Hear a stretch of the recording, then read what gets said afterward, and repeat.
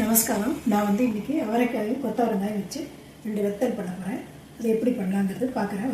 கொத்தவரங்காய் வெத்தல் முதல்ல பண்ண போகிறேன். அதுக்கு தண்ணி ஒரு 2 டம்ளர் வச்சுருக்கேன். தண்ணி கொதிச்சுட்டு இருக்கு.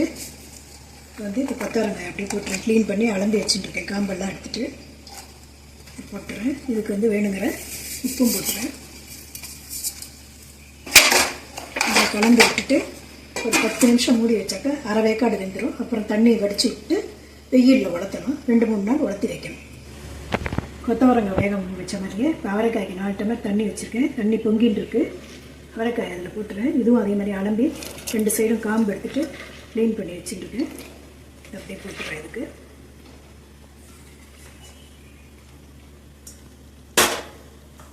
இது தேவையான அளவு உப்பும் போட்டுறேன்.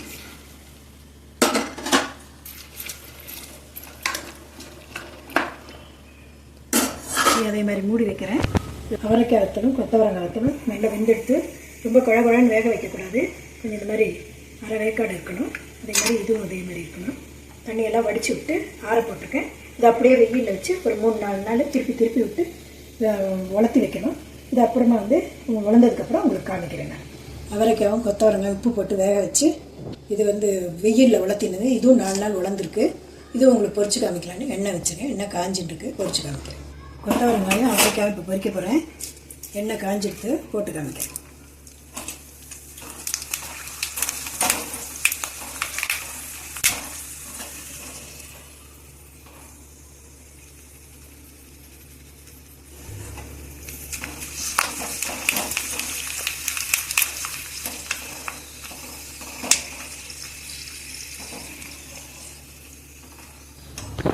அவரைக்காய் வத்தலும் கொத்தவரங்காய் வத்தலும் வறுத்து வச்சுருக்கேன். பாருங்கள், இது மாதிரி உடையிறது நல்லா.